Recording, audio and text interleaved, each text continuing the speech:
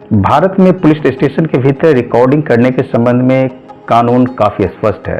फिर भी बहुत सारी सवाल आती है, क्या पुलिस स्टेशन के अंदर कोई भी आम पब्लिक जब किसी ज़रूरत से जाता है तो क्यों रिकॉर्डिंग कर सकता है, क्यों नहीं कर सकता है, किस प्रकार से कर सकता है, किस प्रकार से नहीं कर सकता है। लेकिन इसके कुछ व्यवहारिक पहलू भी है जिन्हें समझना बहुत ही ज़रूरी होता है।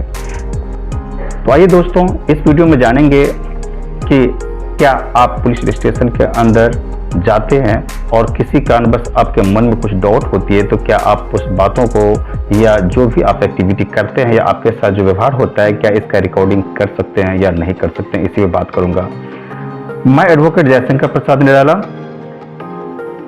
यह वीडियो बहुत ही शिक्षाप्रद होने वाला है, क्योंकि कानून सबको जानना बहुत ही जरूरी हो जाता है। जबकि आप नहीं जानते हैं तो आपके साथ कहीं न कहीं कानूनी जो अधिकार है वो आपको कहीं मिल नहीं पाता है। तो एक एक करके जानेंगे कि किस तरह से गोपनीयता अधिनियम भी है और उसे भी आपको मानना है, और यह कानूनी है या नहीं है, कि गैर कानूनी है कि आप पुलिस स्टेशन में जाकर रिकॉर्डिंग करते हैं, और किस तरह से रिकॉर्डिंग करेंगे या किस तरह से नहीं करेंगे। तो पहला पॉइंट है, क्या यह कानूनी है कि नहीं है। ये सबसे बड़ा सवाल आपके मन में आता होगा कि जब कभी भी आप पुलिस स्टेशन के भीतर जाते हैं तो रिकॉर्डिंग करना यह कानूनी है कि नहीं।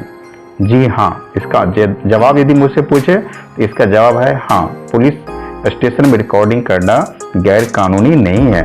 सुप्रीम कोर्ट ने परमवीर सिंह सैनी बनाम बलजीत सिंह के मामले में 2020 का मामला है। इस मामले में ऐतिहासिक फैसला सुनाते हुए देश के सभी पुलिस स्टेशनों में सीसीटीवी कैमरे लगाना अनिवार्य कर दिया। अब आप बताइए कि जहां पर सीसीटीवी कैमरा है वहां पर ऑलरेडी क्या किया जाता है, वहां पर ऑलरेडी रिकॉर्डिंग होता है, ऑलरेडी जो भी एक्टिविटी होती है वो रिकॉर्ड होता है। इसका उद्देश्य यह था कि मानवाधिकारों की रक्षा और पारदर्शिता सुनिश्चित करना, इसीलिए सीसीटीवी कैमरा इंस्टॉल कराया गया।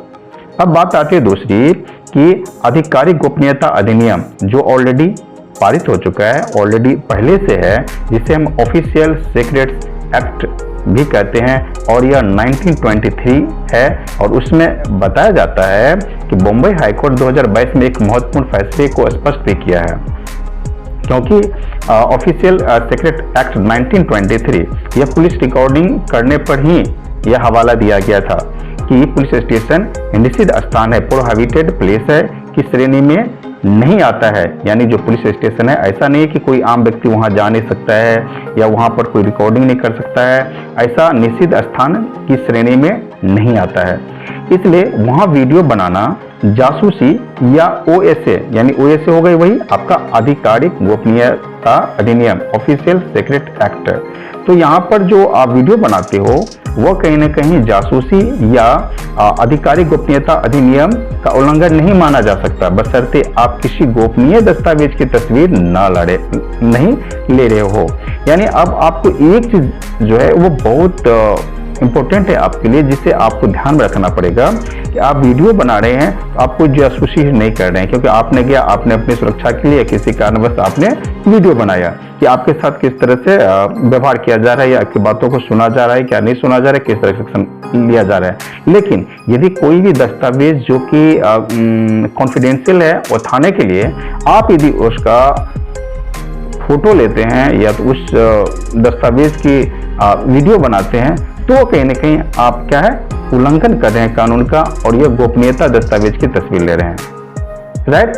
तो यानी आप ऐसा ना करें, कभी भी जो गोपनीय है, जो कॉन्फिडेंशियल डॉक्यूमेंट है, उस डॉक्यूमेंट का, जैसे किसी का बयान है, किसी महिला का बयान है, जो कभी भी वो आपको डायरेक्ट हासिल नहीं हो पाएगा थाने से, तो आप इस तरह का नहीं ले सकते हैं गोपनीयता वाली दस्तावेज की तस्वीरें। अब ये कुछ सावधानियां भी आपको बता दूं कि क्या क्या सावधानियां आपको बरतनी है, जो कि आप जब कभी भी इस तरह का वीडियो बनाते हैं थाने में जा करके। कानूनी अधिकार होने के बावजूद रिकॉर्डिंग करते समय इन बातों पर ध्यान रखना बहुत ही जरूरी है। जो बातें मैं बताने जा रहा हूं उसे गौर से समझेंगे।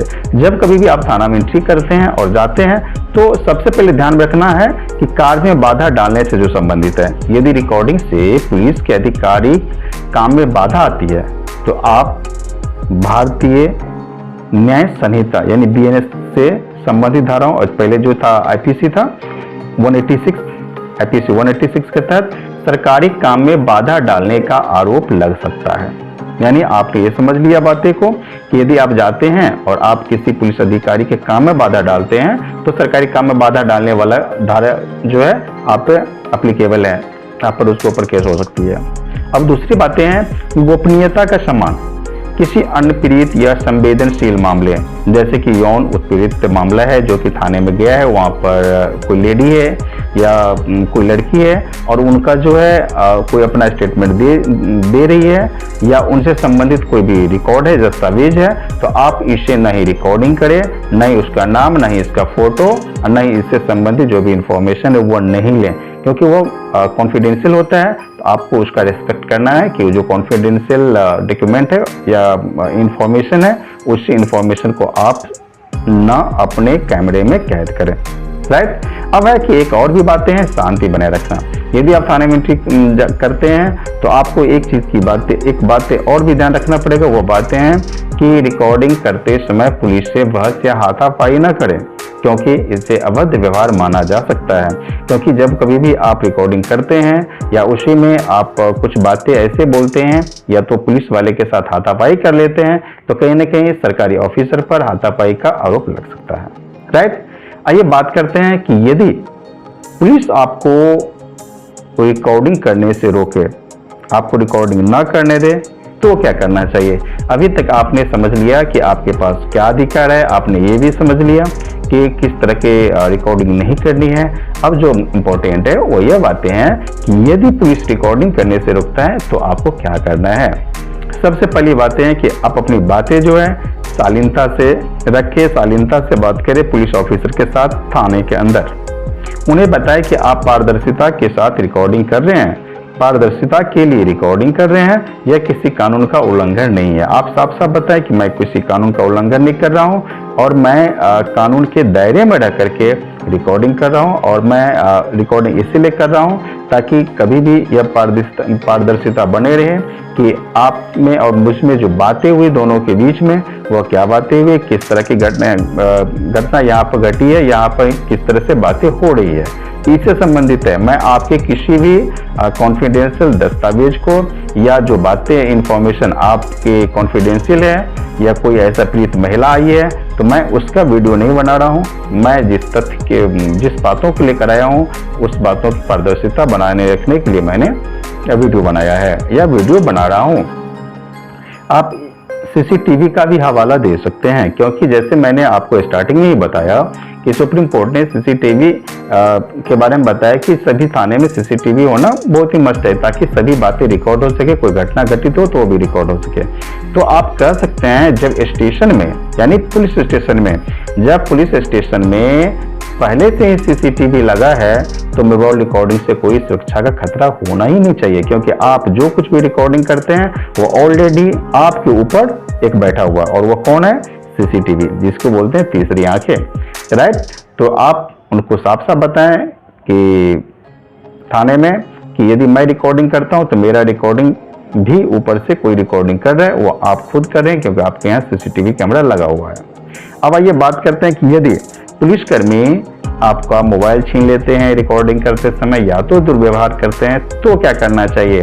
तो आपको क्या करना है, तो उच्च अधिकारियों से शिकायत करनी है।